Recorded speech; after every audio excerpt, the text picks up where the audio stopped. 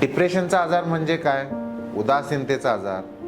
उदास वाटतं, एकाग्रता नाही, कॉन्फिडन्स नाही, चिडचिड होते, हेल्पलेस वाटतं, होपलेस वाटतं, रडू येतं, काहीच करण्याची इच्छा होत नाही, आत्महत्येचे विचार येतात, आत्महत्येचा प्रयत्न केला जातो, कंटिन्युअस त्याच विचारामध्ये असतो, पूर्वीच्या गोष्टी आठवतात, जगण्यात काही अर्थ नाही असं वाटतं. तर याला डिप्रेशनचा एपिसोड म्हणू शकतो. मग तुम्ही जज करा, तुम्हाला पूर्वी असं कधी झालं होतं का? चेक करा.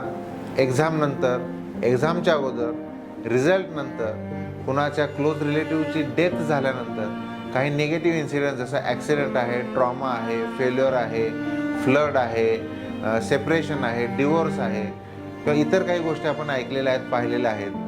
असं जेव्हा झालेलं आहे तेव्हा तुम्हाला डिप्रेशनचे एपिसोड्स आले होते का? मग तुम्हीच सांगा, तुम्हाला मानसिक आजार झाला होता की नव्हता? कसं ओळखायचं? मी सांगण्यासाठी पुन्हा येईन.